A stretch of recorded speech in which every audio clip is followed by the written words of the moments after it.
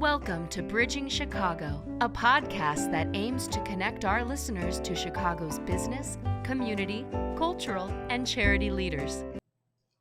Hello and welcome to this episode of the Bridging Chicago podcast. I'm really excited once again to be joined by Olga and Juan Carlos, who are with Shenix. And if you didn't get a chance to listen to the first part of their episode, it's really some really good stuff there. So you want to make sure and you go back and you listen to part 1 here in season 6. But we're going to pick up and we're going to talk about more about financial literacy, what that means, and especially what that means for the minority communities in general, but we'll talk Latinx communities especially. And so Juan Carlos, Olga, I want to thank you both for joining me once again. I'm happy to be back. Yeah, thanks for having us. Yeah. We talked a lot in the first episode about family, about just resources and knowing them and having them and the difference that makes, the difference that stability makes. And so we talked a lot about that, kind of laid the foundation for why you do what you do. We want to get more into the what now. And so, Olga, first, I do want to start with this question of, for you being female and stepping into the financial community, into financial work, what did that look like for you? Were you at all, worried, or did you think about, what you were going to have to do to sort of rise above maybe your male counterparts, or what was that like for you when you first started wanting to be a part of the finance industry? Sure. So I knew that I wanted to go into finance when I graduated from the University of Illinois at Chicago with my business degree, and I started off by just going in and being open-minded, not really knowing. At that time, I was like in my 20s, early 20s, and I just didn't know what I didn't know at the time about the financial industry. I had notions, right, of how it worked, but to actually have said, this is what I want to go do within it, I didn't know at the time. So I went in there with a very open mind and knowing that I was going to learn a lot. And the more that I worked within it, first as I was on the commodities desk and was a senior news assistant overseeing 2 other individuals when I first started here in Chicago within the financial industry. And I remember just learning a lot of like repetitive work, but I started becoming more and more acquainted with some of the reports that were coming out on some of these on the commodities desk, and then it got so good that I again started overseeing 2 other news assistants, and I realized that was a good starting point, and that I had done that, but that was not going to be where I was. That would not be sort of like my long-term sort of like career, right? Yeah. So I think what I knew was like, I need to go and explore all these different areas within the financial industry to see what I want to do. Okay. And so next stop was at a global bank. And I worked in the corporate economics group, and there I was the production editor for a economic, just newsletter that was going out to global clients and working under a world-renowned, for sure, economist. And so I learned, I was there, I worked under her for about like 10 years and got to develop a little bit better understanding of what economics meant, just brilliant woman. And I basically, started off as her, employee. Then she became my mentor, then my champion, and then my admirer, right? Because eventually I moved on, and she was always very supportive. But Yeah. I did understand that, economics plays, obviously, if you don't understand what's going on around you, you don't know what the next steps should be for you. Again, unless you're paying attention, right? Yeah. And no one really gets it completely right, but at least you have a general sense of what you should be doing within different economic environments. And so I thought to myself, okay, well, what does this mean? Am I going to be an economist? And then I said, no, I'm not going to be an economist. So again, this was my second sort of like stop in what I was doing, had been doing for about 10 years. And then I realized, working for this, after that, I moved on to a more like medium-sized firm here Hmm. in Chicago. And that's where actually I started to, I was asked to do, lead the Hispanic initiatives for that financial firm. And what that really meant was, how do you bring in, how do you start creating more of an understanding of what this firm does or can do for the Hispanic community, right? Mm. And so that was interesting because I had to learn a little bit more about what the firm did and where there were some natural matches to go out to the Latino community and be able to say, hey, we can do this for the Latino community, and this is who I am, and introducing myself and so forth. And also sort of understanding who within that firm had, I'm going to say this because I've always felt this way, um, was the kind of person that would not just go and work with the Latino community, but also give back to the Latino Mm. community. I have always felt that um, it should be a two-way street. It should not just be a one-way street in terms of who gets to benefit from a relationship. I apply that everywhere in my life, like Yeah. all around. And I felt that that was something that I continued to live by and have been living by for a while. But it was during that time at that medium-sized firm that I was also on the board of the Hispanic Alliance for Career Enhancement. Juan Carlos was there as well, and he was actually the chair, and I was the board member. We got to meet, and we were able to connect, and then he ended up moving over to this firm. And I knew already before I connected with him that I wanted to go into investment advising, right? And really be able to do a good job for our Latinx community. And what that looked like, I still had to determine, but I think I eventually decided that the biggest thing that I could ever do was to go into becoming not just a financial advisor, but a financial educator. Mm. And if I was able to help someone um, get them on track to become retirement ready, getting more confident that they were going to be okay at the end, then that I would have fulfilled my overall mission and Yeah. job. And so when I met Juan Carlos, I knew that because of what he had already done and his openness and his willingness and also desire to make a difference in the community, that we would be a good team. Mm. And that's how we teamed up. Yeah, that's awesome. Juan Carlos, why don't you give us your story of how you got into the financial industry and sort of what that looked like for you in the early days? Sure. I just, for me, I came out of University of Wisconsin in Madison with a BS in economics, a Bachelor of Science in economics, and moved to Chicago. And it was during a recession in the early 90s, and just really just kind of hit the pavement looking at whether I was going to go into, insurance or real estate or financial advisory. And so just kind of my first big opportunity was with Merrill Lynch in a very difficult economic environment. So I got into the training program there. But it was really about getting out there and building out my network and offering our services and solutions to clients and not knowing anyone and not coming from the North Shore or from a family with money or anything like that. It was really Yeah. just kind of hustling out there and making the phone calls and connecting with people and then developing those relationships. But that most definitely, and I was at a big firm at Merrill Lynch and the entire time, in my office and even in the Chicago area where there might have been like 300 advisors. I I rarely, if ever, ran into another Latino or Hispanic financial advisor within our area.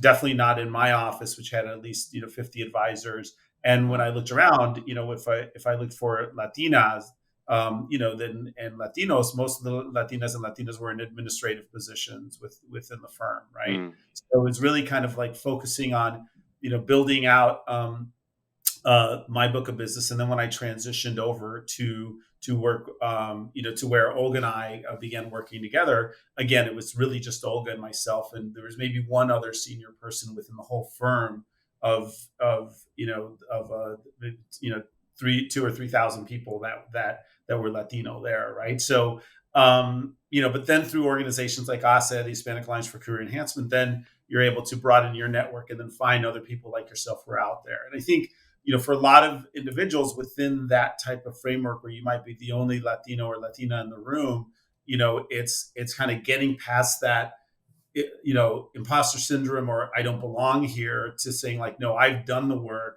I'm here on my merits and I belong in this room and I belong at the table. Right. And then making Yeah. sure you use that voice because you might be the only one at the table. Right. And you've got to be the one who's speaking up for your community. And so and there's challenges in getting to that point to get to having that confidence and that security, especially culturally, where maybe we were raised, and I know for myself, I can speak for myself, where it was, okay, you're going to work hard, you're going to be really smart and intelligent, but you're not going to rock the boat, right? And you're going to work hard, and that's going to be recognized, which isn't always the case, right? So you have to be an advocate for yourself. And I think that would be the other main thing is like, not that you have to rock the boat, but you have to raise your hand and you have to be heard and you have to stand up for yourself and you have to be your own advocate because no one else will do it. Right. So, that's my journey in the financial services industry. Yeah. Thanks for sharing that. As I was hearing both of you share, I think there's this common interest of wanting to make something greater than either one of you is individually. But I think there's a lot of people, I assume there's a lot of people out there who've thought this because I know I did for quite some time, who thought that retirement planning or financial investment or financial planning is really only for people who have money to worry about. Like if I'm not rich, if my family doesn't have money, if they're not going to be fighting over my stuff at the end of my life, I don't need to worry about all that stuff because that's for rich people. I'm just going to do what I need to do to take care of myself and my family and worry about that all later. But what I've learned from hearing, not just from the two of you, but from previous guests as well, is that everyone, no matter who you are, no matter what you do, no matter your family situation, everyone needs to be concerned about financial planning and financial investment.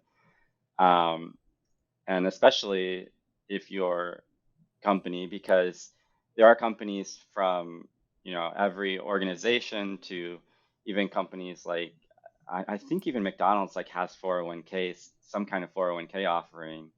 But there's a lot of companies out there who you may not even know that offer some sort of retirement benefits. And so, Olga, I'd like for you to share with us who needs to worry about financial planning. Who is financial planning for? I mean, everyone needs to worry about it. If you haven't started it and you're, later in life, you're older, I would say, you can still do something about it, at least to not get to a point where you're no longer able to do something about it. Retirement is a time when you should be, trying to, obviously be comfortable, not stressing because you don't know how you're going to pay for things. That's not a situation that anyone wants to be in. I would say that if the people that I think can make the best, I guess, investment in terms of like getting people into retirement are employers. And when I look at our community and especially like how many businesses are being opened up by Latinos and Latinas, especially Latinas, who are opening up business like 7 times faster than any other group in the United States. I think about those are the opportunities to really decide what you want to do for yourself for retirement, and if you have employees, for your workforce. And it doesn't get, look, if you're going to try to do this on your own because you think you can do it on your own, it's going to be complicated. I am going to say that because it gets confusing, and you must have some ongoing monitoring of what you're doing. And you do also have to make sure that you are compliant with everything that you're doing. So you do need guidance. There's no mistake there. There is no mistake there. You need guidance, okay, by people that do it on a daily basis. Now, if you don't, if you're not employed by anyone, you're just doing like your own thing at home or whatnot, like in terms of being a contractor, also make sure that you are putting away monies for yourself. I don't care if it's into the bank account. I don't care that that's all you're doing. But just know that whatever you're earning right now on an annual basis, in order to sort of like keep that lifestyle in your retirement, you're going to need about 80%, 70 to Mm. 80% of what you're making right now in retirement per Wow. year, per year. Wow. So for women, you will probably be in retirement for about close to 30 years. For men, they have lower lifespans, so 27 years, and it's the same deal. So um, everybody should know how they're going to be living their later years in life. Yeah. I don't think I've really thought about that before, but when you just said it, it really stuck out to me. It's like 30 years. It's a long time. It's a Yeah, long time to think about. You may not be working for 30 years of your life, and to need 80% of your annual income to maintain your lifestyle. That's when you say it like that, it's like, wow, I really need to be concerned about what I'm doing to prepare for that time in my life. And the best time to do that is obviously when, the younger you are, the better it is. But the best you time to got do it. it if you're not doing it is today. And there's that catch 22 that you brought up initially. It was like, why do I need to save for retirement if that's for someone who has money? But like the way that you're going to have money is by thinking about it now, right? So Yeah.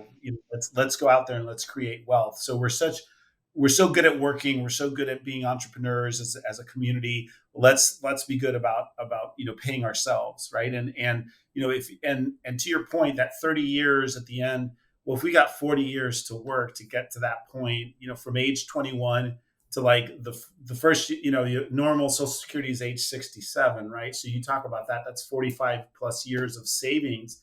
If you're 21 years old and you're saving 3% of what you make, so let's say you're making 50,000, you're saving 1,500 a year, and your company's matching that, by the time you get to say age 67, and you continue to save 3% a year, and if you're getting that 3%, that match from your company, you'll have over $1 million in your Mm. retirement account. So between that nest egg and Social Security, you should be in a position to have options, right? And to when you reach retirement, to be able to do the things that you want to do, and that's called the power of compounding, right? The power of having time on your side. It's a much different situation if someone's 55 and they only got 10 to 12 years to save for retirement, or if you're Yeah. 45 and you have 25 years. So, to your point, that's where, young people, and anyone will tell you, right, is the greatest asset that you have on your side is time. So Yeah. you have that time, to power your savings, to power your investments. Yeah. Right. I just want to say that these are some of the topics that we cover with the Shenix, online. We're actually trying to ensure that people are in the know of what Mm. they should be concerning themselves with right now. I know they're like, oh my gosh, one more thing that's going to make a difference for yourself in the future, Yeah. right? And so if you're going to be juggling anything else, another responsibility, like, not that you really need another responsibility, but something that you need to be concerned about, it's this. And Yeah. Yeah. I'm gonna go ahead and just say this now. 2023, let the year be this year be where you are going to be making strides towards that. And Yeah. again, you don't have to have like all this money to get started. You start with small steps, and everybody can take small steps. I know that. Yeah. That's one thing I Yeah. do know about people. So getting that education out, in terms of you know what you need for retirement, but even before you get to retirement, like understanding an emergency fund, right? Like Yeah. making sure that people have it in place. You know, the pandemic is at bay. It's not over, right? Certain areas are still like seeing, you're Hmm. seeing spikes still, but at the same time, it's like you got to start thinking, okay, what did we learn before, right? Yeah. What did we learn, in 2020 and 2021? Well, we learned that if we're not prepared and what if, that things can get very bad for us. So we need to start an emergency fund. And that's the other thing too, that our community needs to be uh, more educated on, right? Yeah. Because um, you think well, I'll be fine. I've got a job. Yeah, but what if you don't have a job, right? Like a lot of people got laid off, right? Yeah. Right. Latinas and Latinas were some of the first ones out when that happened, and that was income. That, by the way, Mm. even though it was um, a lot of them are suffering like the Latina equal, like you've heard of Latina equal pay day, so it's like unequal pay. Yeah. That income still made a big difference at the house. Yeah. Okay, and so understanding that you just have to be more proactive. You can't rest in terms of like, oh, we're done with the pandemic, no, or it's at bay, and that it's not gonna affect me. I know I've heard it all over, that we're all sick of the COVID, we're all sick of hearing it, but the truth of the matter is it could be that, or it could be something else. Yeah. Right. Yeah. And we just need to be prepared. We just need to be smarter as we come out of this crisis that we're trying to come out of. Right. So I would say that's important. The other thing that we also learned from the pandemic, right? Life insurance. And again, we can bring in the experts to talk to people about life insurance, right? And the importance of getting even just the cheapest kind, which is a term life insurance. Yeah. Be prepared. Well, what happened when people were passing away? Um, Families didn't have money to even bury them, right? And that was really sad. And so we need to be more proactive on that too. So there are some core things financially that all people have to be concerned about. Yeah. And it's about not just how you're going to end up living in your later years in life, also about what happens if an emergency comes up, and what happens if you are not around, especially as the breadwinner. How do you ensure that your family is okay, right? So these are some of the things that we talk about, that we'll be talking about during our webinars and through our videos with Shenix, so that people can be informed. We're going to start actually bringing in our experts, so that there's going to be a video library on the website. You guys can just go on there, and just, if you're at 3 o'clock in the morning, you can't sleep, you want to learn about something, you go on there, pick the Yeah. topic, you listen to it. Now you're falling asleep. We're Yeah. happy we helped. But anyway, it's that. And when we talk also even about like portfolios, when we talk about sometimes portfolios that where you are looking at it, you're like, okay, this is not ideal where I want to be, especially if you're a woman, a Latina woman. Again, let's go back to, why can't I put in more monies into my retirement program? Well, it could be because you're not really getting a fair deal with your salary to begin with, right? Yeah. And Right. so if you don't have enough of that, if you don't have 100% of that salary, how can you, if you're supposed to be putting away at least 10 to 15% of your salary into these portfolios, well, if you don't have 100% of the salary, you only got like 47 to whatever, 47% of it to like 57% of it salary wise, depending if you're like full-time or part-time, and heavily discounted salary, it's hard for you to put that away. Yeah. So we also have, through Shenix, and in partnership with the Hispanic Alliance for Career Enhancement, opportunities for a Latina to actually help negotiate your salary. There's different resources that ASI brings to the table. There's professional coaches also that can help you also, like once you get the job, you get the salary you're supposed to get. Now you're going to also be helped with, hey, at work, when I talk to my manager, my supervisor, hey, I'm here, but I want to be in that next level in a year or in the next 2 years, like the rest of the people that are coming in with me, Yeah. right? I'm not going to Yeah. be left behind. I want to Yeah. go. I want to continue to ascend as well. And Yeah. that's very important, because that's going to make a huge difference also, in terms of, your continued learning, your continued success, progression, and getting into those leadership positions, right? That you Yeah. need to be. Yeah. I was thinking about this while you were sharing, because it really seems like one of those things where if you fly, you get in the airplane, they go through their safety check and they say, if we lose oxygen, the mask will come down. Put your mask on before you put on the mask of your children or, people who need help. And it seems like this is a very similar situation where it's like if you don't take care of yourself and your financial future, yes, you always want to take care of your family, but you're not going to be able to do that if you don't take care of yourself first. If you're not in a situation where you can, feed yourself, house yourself, do all those things. And this is a situation that unfortunately a lot of the minority community finds themselves in because of the issues that we've talked about previously, where it's like when you're just trying to take care of your basic needs, you're never going to get to that point to where you can, set your children up for all those things and thrive in life and such. But with financial planning, it really seems to be one of those things where you're taking care of yourself and your future first so that you can then take care of your family, your children, your grandchildren, and so on and so forth, your community really well later in life.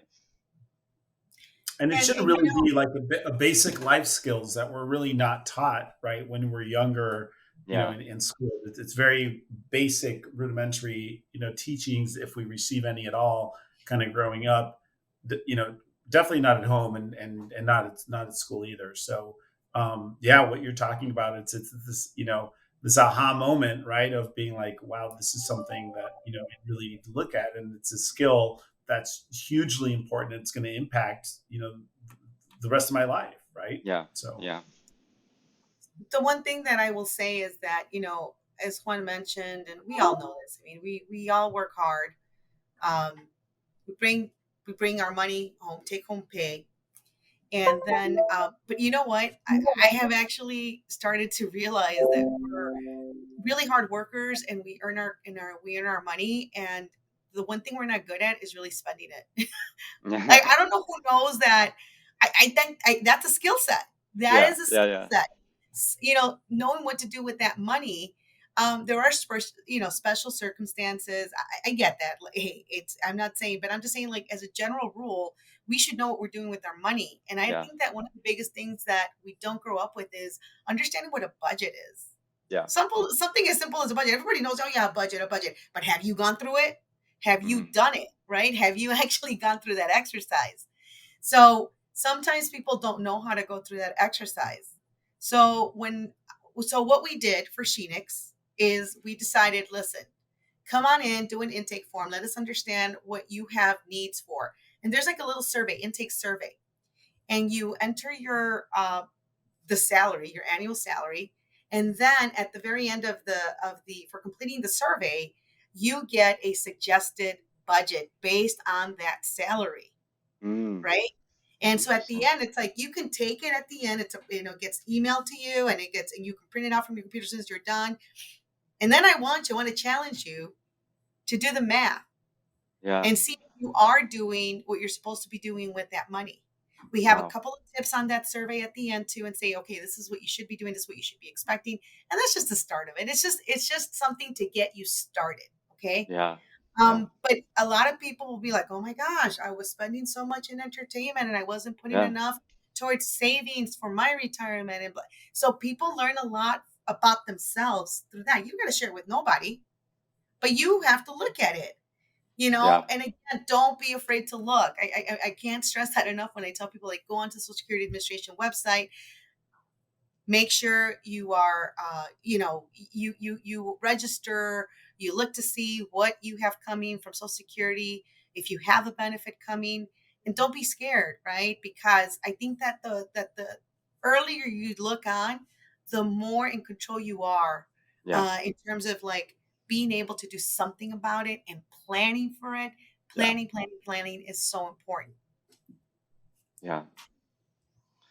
We've talked about a few things that Shenix does, but I do want to give you an opportunity to tell us, what it is and who can use it, if you can share that with us. Sure. So Shenix is a website based app at this point, and what it is, the address is Shenix, SHENIX .app.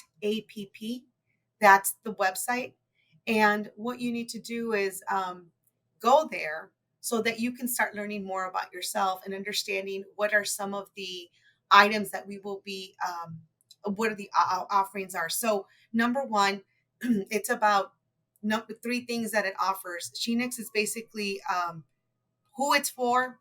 Listen, we're focusing on Latinas because Latinas are the ones that are primarily overlooked in the fintech apps that exist out there.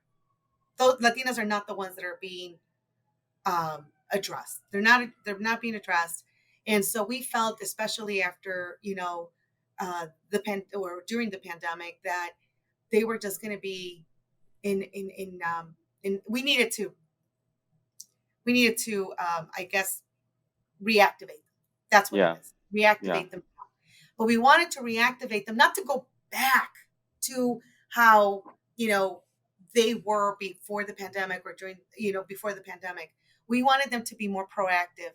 Let's go get yourself, let's start off with getting yourself like a job first. So here's Ase coming in, bridging in to be able to say, hey, these are the job postings that are available. Using Ase to be able to say, hey, if you need help negotiating your salary, here are some resources.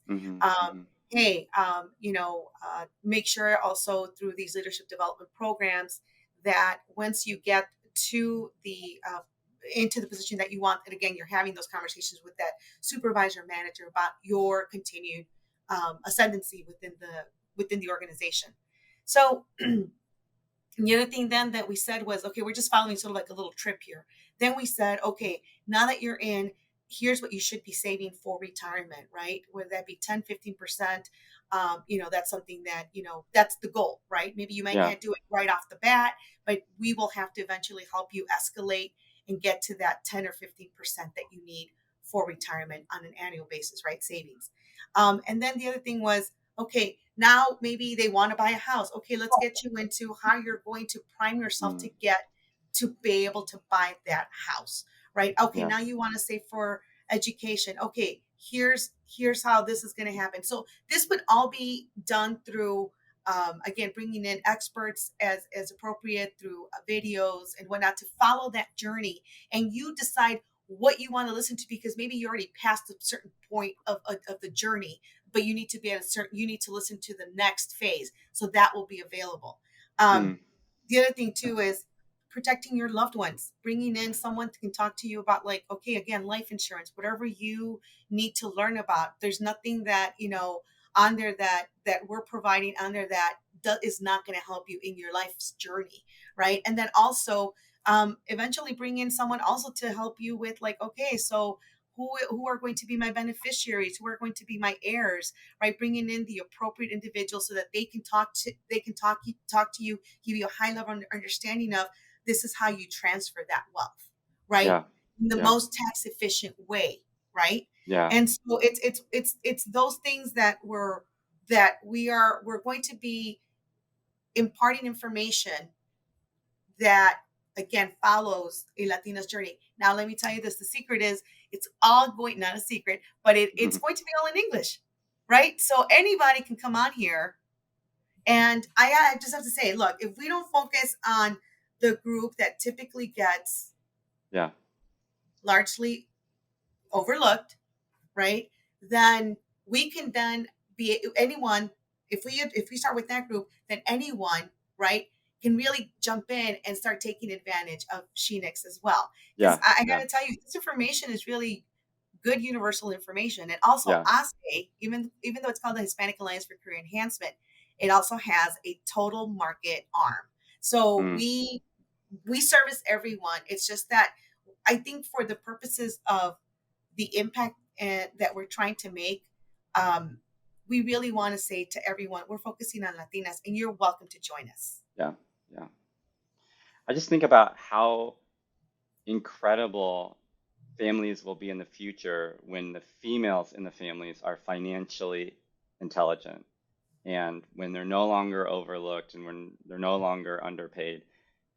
I mean, if you don't get excited about the impact that will have and what that can do when females are financially literate, I think it's like with everything that they do in the house already, and with everything that they do at work already, when you add on a component of financial literacy, I mean, it blows the roof off of the possibilities for families of what can the future look like. I mean, it's really like And and it's endless. you're talking about families, you're talking about communities, but you're also talking about, the future of the U.S. economy, because Yeah, that when we yeah, look at Latinos and the demographics and how our communities are growing, and the fact that the women in our communities are the ones who are really driving the economic growth and the spend and the investment decisions. That's we look at a solution, a possible huge contributor to the economy going forward, which is struggling right now, is going to be empowering and educating Latinas around financial literacy and financial education. So, yeah, yeah, it's tremendous. Right. And the one thing that I will say is that our Latinas are supposed to comprise about close to like 10% by 2028, I believe. And when you think about more Latinas entering the workforce, if it's going to be at the same levels, current levels of pay, the discounted salary, that's not going to move the needle yeah, for yeah, families, not their families. yeah, And how much is that still going to continue to impact the next generation, right? Their kids that can't get access to college because, or feel that they can't go because they're not earning the right salary. yeah, That affects nutrition at the kitchen table. It affects also education and anything else that they want to achieve, like for their family. yeah, So we can't, if we know where the trends are going, if we know that Latinos will comprise more and more of the workforce population, like, no, we can't allow that anymore. So that's why Shenix is stepping in at this point. We're yeah, stepping in because we feel that we need to educate ourselves. We can't just rely on employers to do this for us. We need to take responsibility for ourselves. Again, I told you about my personal family's, economic suffering, financial suffering growing up. And that's because people like myself and Juan Carlos weren't around. yeah, So we're around now, yeah, and we cannot allow for more people to go through what we went through when we know that they shouldn't be going through it because the information is out there. We're out there y hablamos español, and we speak Spanish.